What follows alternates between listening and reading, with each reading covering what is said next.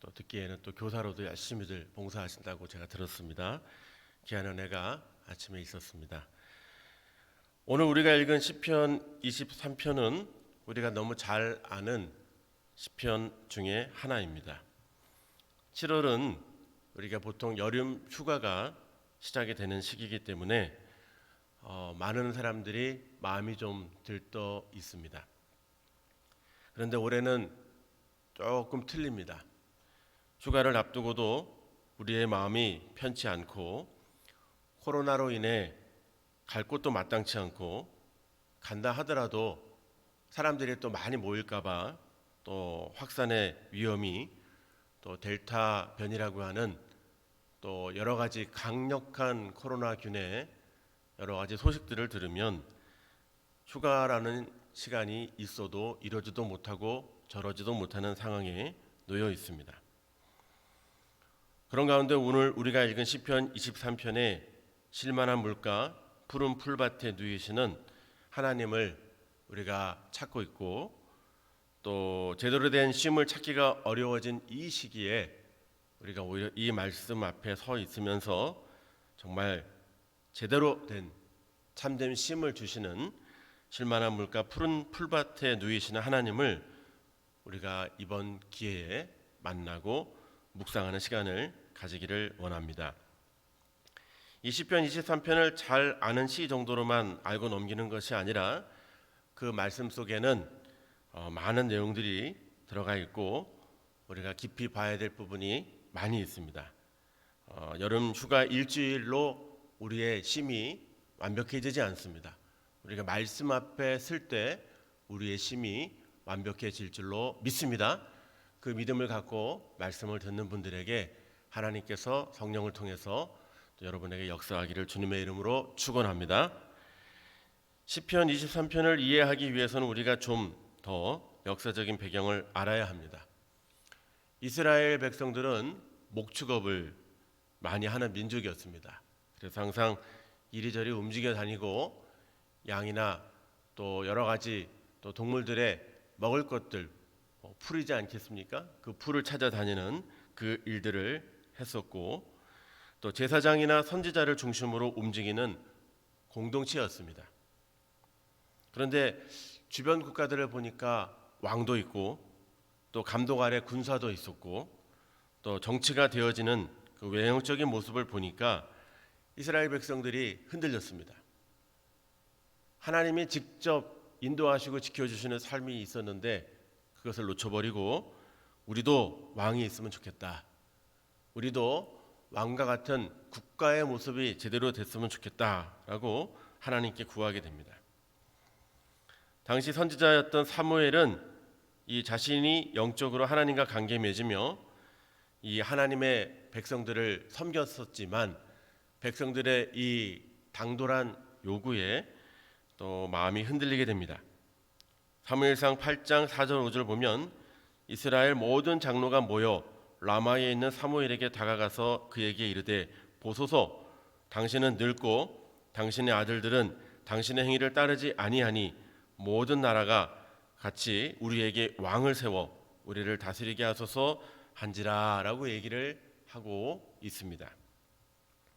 그래서 세워지는 왕이 우리가 잘 아는 사울입니다. 여러분 왕이 되면 무엇을 하겠습니까? 왕은 왕으로서의 나라의 체계를 구축하기 원했고 조직을 세우기 원했고 통제하기를 원했습니다. 통제를 잘하려면 시스템을 잘 만들어야 됩니다. 사람들을 그 조직과 시스템 아래 묶어 놓기를 원했습니다. 근데 이게 쉽지 않죠. 워낙 이스라엘은 이리저리 다니고 돌아다니던 그런 유랑하던 민족이었는데 이 유랑하던 민족을 한 곳에 묶어 놓는다. 이게 쉬운 일이 아니었습니다. 강력해야지만 이 일을 감당할 수 있었기 때문에 세금을 걷기 시작했고 또 힘도 기르려면 군사력도 있어야 했었습니다. 사람들이 이전과 전혀 다른 삶을 살고 새롭게 모든 조직을 만들고 세우려고 하니 얼마나 혼란스러웠겠습니까? 어디서 뭐를 본 거라도 있으면 그것 따라 하는데 그런 경험도 없는 상황일 때 사람들은 답답한 거죠. 답답한 겁니다. 그래서 그들은 주변의 나라들을 보니까 왕이 통치를 하기는 하는데 그 왕을 따르는 이방인들의 삶을 자세히 들여다보니까 사실은 다른 걸 따르는 게 하나 있었습니다. 그 사람들은 이스라엘과 다르게 정착 문화를 가졌습니다. 그들은 그 정착 문화에서 이스라엘의 목축 문화와 다르게 농축 문화, 농사를 지어서 수확물을 거두어 들이는 삶을 살고 있었습니다. 농경 문화는 중요한 게 있는데 그것은 바로 이 적절할 때 비가 와야 되고 자연 환경이 좋아야 됩니다. 그렇기 때문에 그들은 바알이라고 하는 신을 만들고 그 신을 따랐습니다. 이 원래 바알이라고 하는 이 히브리어 원뜻은 가축이나 재물, 성읍의 소유주를 가리킵니다. 부인을 소유한 남편을 바알이라고 이렇게 불렀다고도 합니다. 그런데 구약 성경에는 우상 숭배를 하는 사람들을 지칭할 때 이 바알이다 이렇게 얘기를 하고 있습니다. 고대 문헌에 보면은 이 바알 신에 대한 성격은 비의 신, 어제도 오늘도 우리가 비가 많이 내렸죠. 이런 비의 신, 우레의 신, 풍요의 신으로 이 구약 성경에서는 바알이라 그러면 우상이라고 얘기를 할 수가 있습니다. 이때 20편, 23편을 기록한 다윗은 이러한 시대적 흐름을 안타까워하고 있는 것 같습니다. 하나님의 백성들이 이전에는 선지자나 제사장의 음성을 듣고 하나님의 말씀 앞에 서려고 귀를 기울였는데 이제는 왕의 말에 귀를 기울이고 또 왕의 권력을 가진 사람들이 암암리의 농경 문화 속에서 바알 신을 숭배하는 것을 서서히 따라하고 또 목축 문화에서 농경 문화로 바뀌면서 자연 환경이 많고 적음에 따라서 사람들이 비를 내리는 신, 태양을 또 내리는 신 생각을 하고 점점 하나님과의 관계가 멀어지게 되었습니다. 그래서 다윗은 이 시편 23편의 저자인 다윗은 분명하고 확실하게 여호와는 나의 목자시니라고 고백을 하고 선포하는 마음으로 이 시편을 열어간 것입니다. 자, 그런데 이게 옛날 얘기일까요? 오늘날에는 이렇지 않습니까? 오늘 우리는 비의 신, 우레의 신, 태양신, 우리는 그렇지 않습니까? 그런데 오늘은 우리가 생각해 볼 때 우리에게도 비슷한 바알의 신들이 우리 삶 속에 들어와 있다라고 하는 것입니다. 그것은 바로 우리가 돈을 따라 살아가는 겁니다. 우리는 돈의 신에 매어서 돈의 역량과 흐름에 따라가고 있다라고 하는 것입니다. 돈이 있으면 참으로 많은 것을 해결하고 있습니다. 옛날 시편 기자의 비와 태양이 해결하지 못했던 일들을 요즘엔 돈이 있으면 다 해결할 수 있다라고 사람들은 생각을 하고 있습니다. 그래서 어떤 사람은 시편 23편을 이렇게 바꾸어서 이야기하고 있습니다. 돈은 나의 목자시니 내게 부족함이 없으리로다.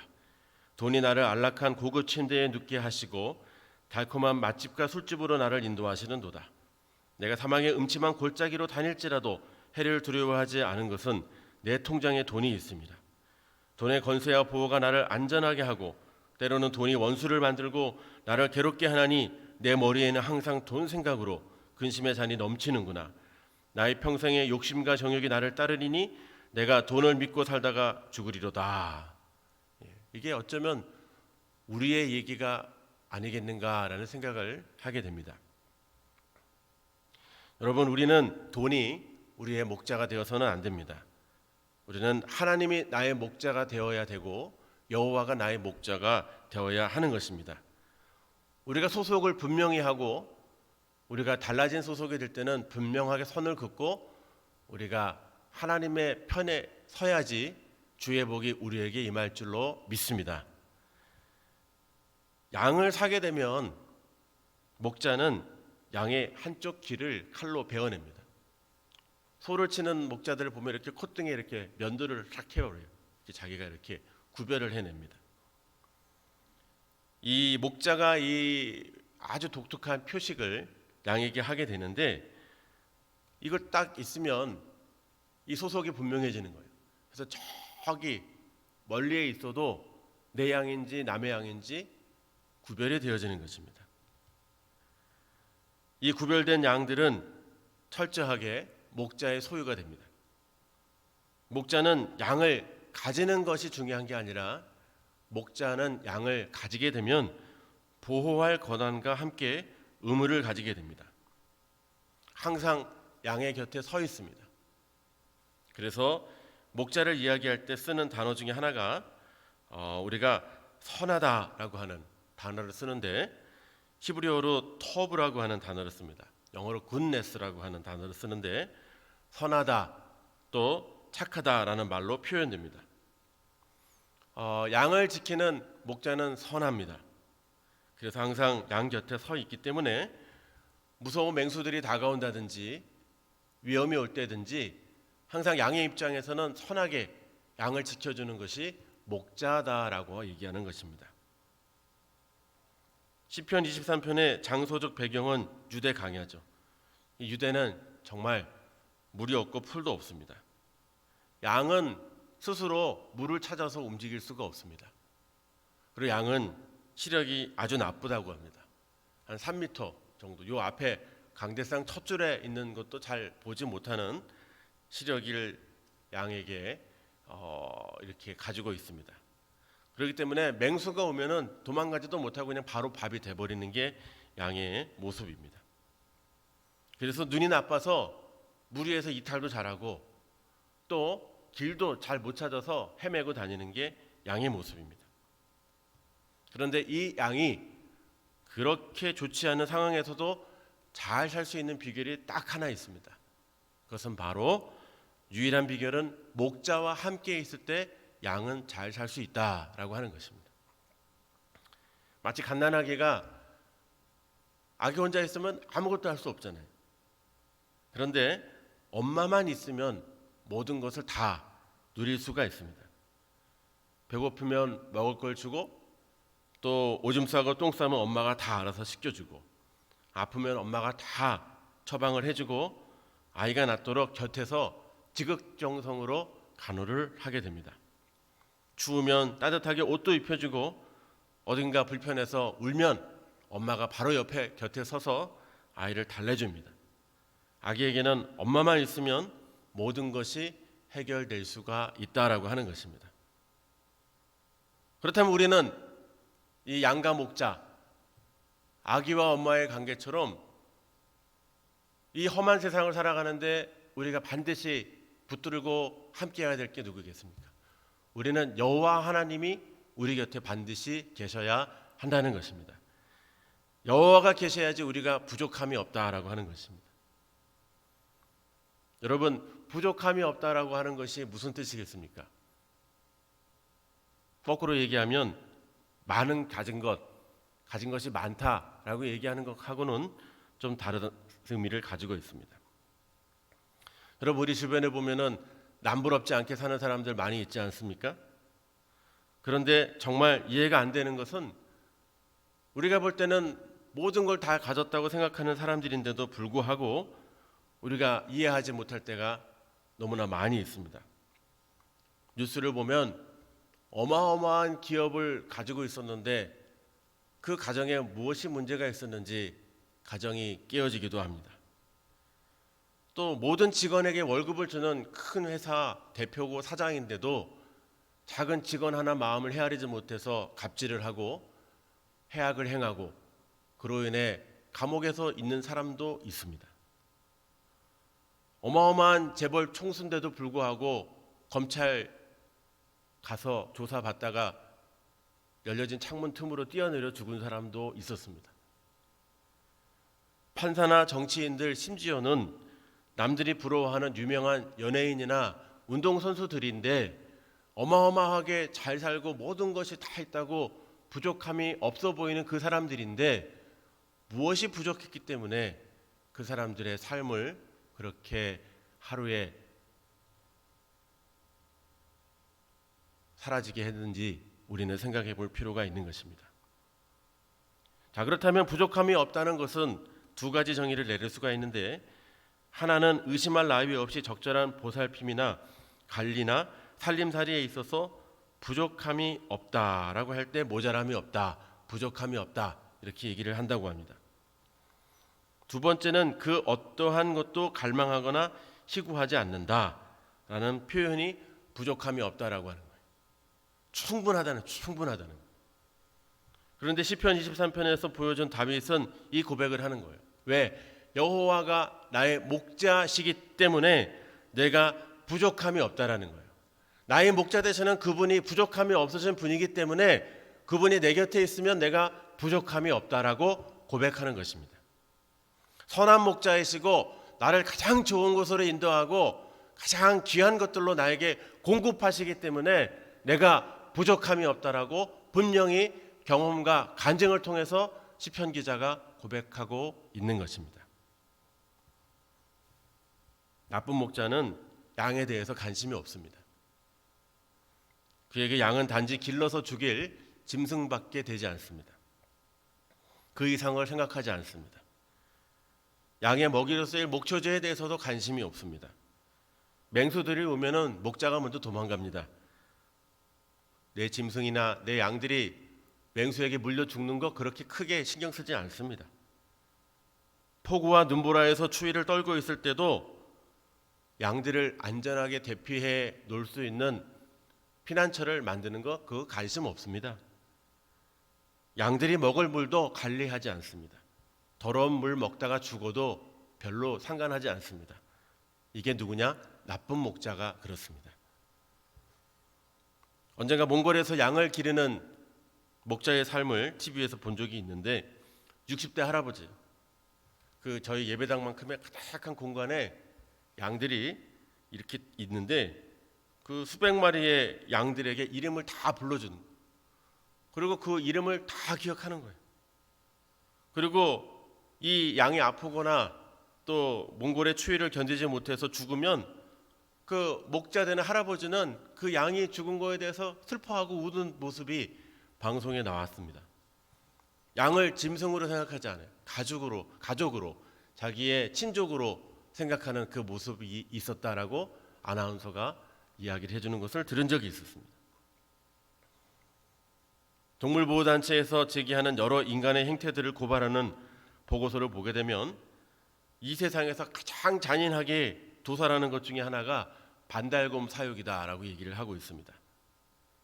원래 반달곰은 넓은 곳을 다니면서 또 자연 속에서 지내는 습성을 가졌는데 사람들은 이 반달곰을 가두어 놓습니다.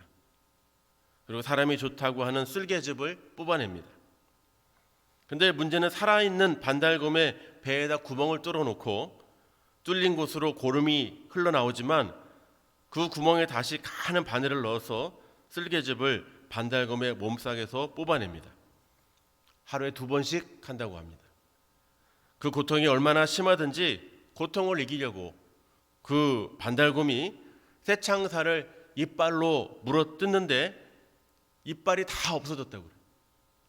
그리고 고통이 너무 심해서 머리를 막 그 새창살에 비비는데 그런 얼굴 쪽에 털이 하나도 없는 반달곰도 있었다라고 고발을 하는 얘기를 들었습니다. 물론 이 쓸개즙을 먹는 대부분의 사람들이 한국 사람이다라고 하는 얘기가 충격적이고, 코로나 이전 통계지만 한국인들이 매년 30만 명 이상이 중국에 가서 이 쓸개즙을 구매해 간다고 합니다. 여러분 생각해 보십시오. 원래 자연 속에서 살아가는 그 반달곰, 그거를 가다 놓고 더러운 위생 환경에서 더럽게 뽑아낸 쓸개즙이 우리 건강에 정말 도움이 되겠습니까? 모든 스트레스와 각종 질병에 걸린 곰이 주는 병균 덩어리를 우리는 먹게 될 것입니다. 여러분 루아 커피도 여러분 잘 알지 않습니까? 고양이에게 그 커피를 먹여서 그 배설될 때 나오는 그 발효가 되는 그 루아 커피가 우리 커피 맛에 너무 좋다고 얘기를 하니까 이 루아 커피를 만들기 위해서 그 고양이를 또 가둬놓습니다. 골고루 먹어야 되는데 이 고양이에게 커피만 먹인다 그래요. 커피만 먹이니까 고양이가 제정신이겠습니까? 미친 고양이, 미친 고양이. 이 미친 고양이가 돼서 그걸로 이렇게 우리가 커피를 고급 커피다라고 먹는데 그게 말이 되겠습니까? 또 이렇게 먹으니까 또 사람들이 돈이 되니까 또 어떤 일을 하냐면 코끼리에게 그 커피를 먹인다 그래요. 그래서 코끼리에게 그 커피를 먹여서 블랙 아이보리 커피라고 하는 거 있는데, 우리가 보통 커피 갈면 한 요렇게 1kg짜리, 저도 한 18,000원 뭐 2만 원 미만짜리를 사 먹는데, 이 블랙 아이보리 커피는 이 1kg의 그 빈의 가격이 200만 원이라는 거예요. 200만 원. 커피 한 잔에 거의 뭐 2만 원 뭐 이렇게 된다라고 얘기를 하고 있습니다. 나쁜 목자는 오직 자신의 유익만을 위해서 동물을 기릅니다. 돈이 되는 것이면 뭐든지 하고 이 세상에 어떠한 위협이 온다 해도 절대로 지켜주지 않습니다. 돈이 오라고 하는 곳에는, 돈이 부르는 곳에는 신조도 없고 양심도 없고 의리도 없습니다. 돈 되기 위해서는 쓸개즙을 주는 반달곰같이 고급 커피를 주는 고양이나 코끼리가 되어도 거절하지 않는데, 그 나쁜 목자의 인생 끝이 얼마나 비참하겠습니까?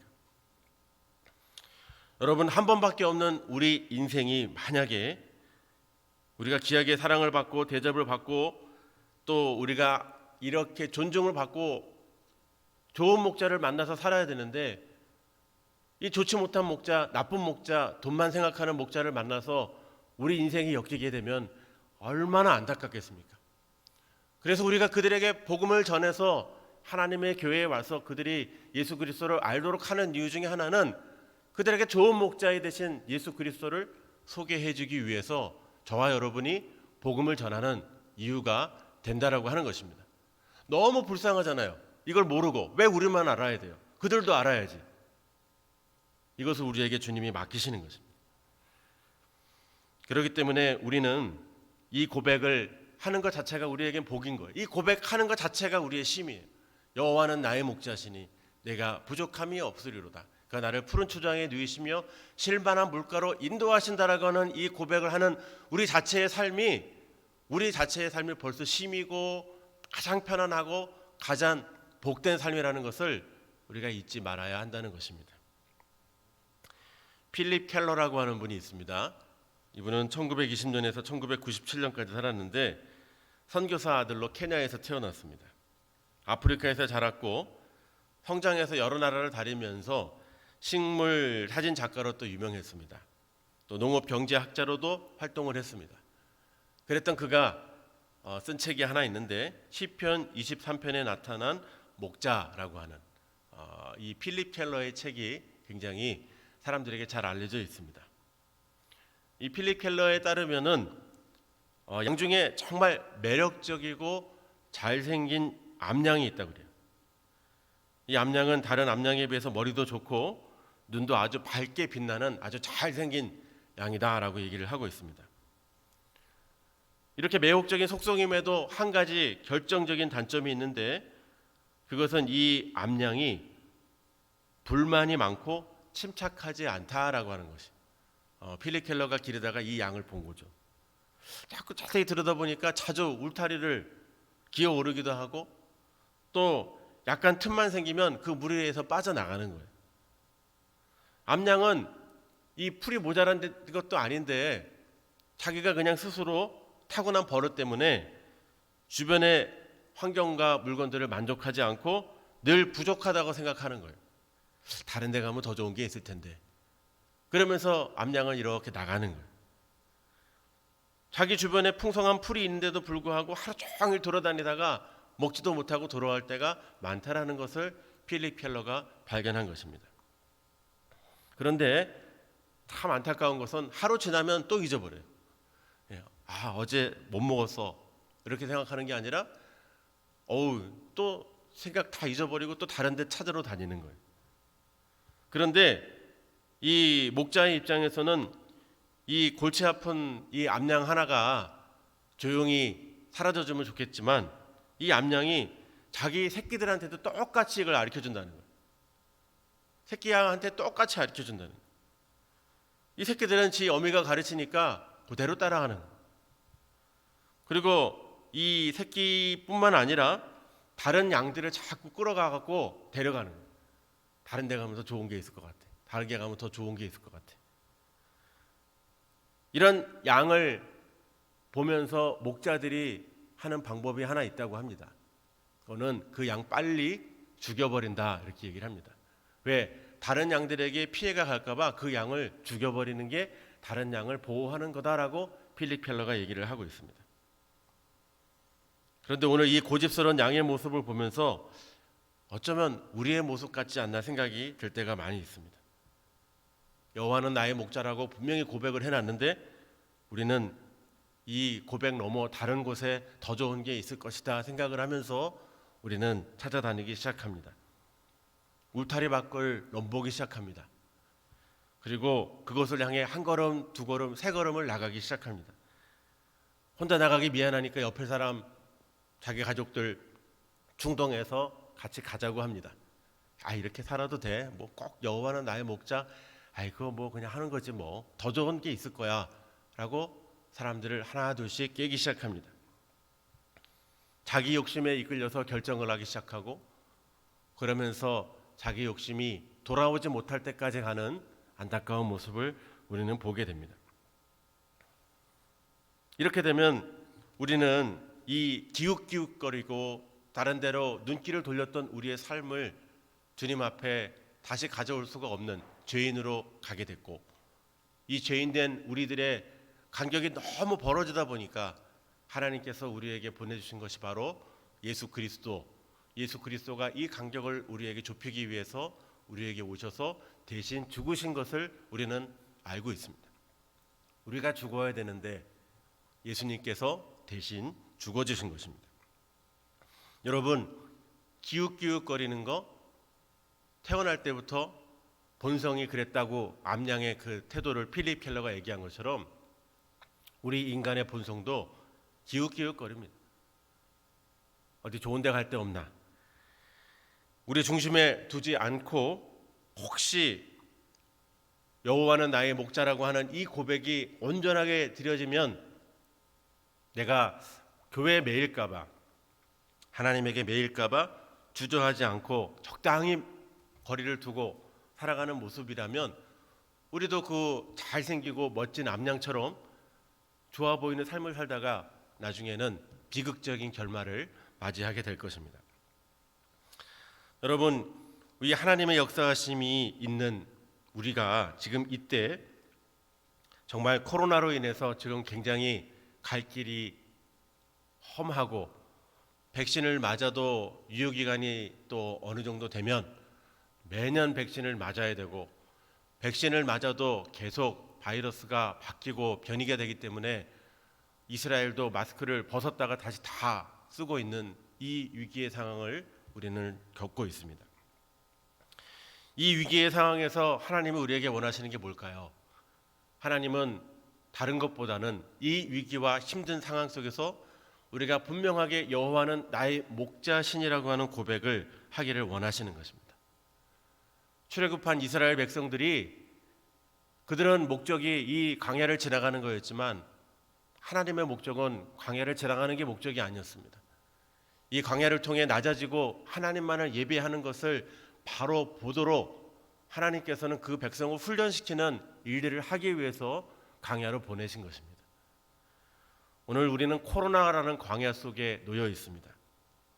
우리는 이 말씀 속에서 이 상황 속에서 우리가 진정한 쉼의 장소를 우리는 인터넷에서 답을 얻는 것이 아니라 이 시편 23편의 말씀을 통해서 우리가 들어야 한다는 것입니다.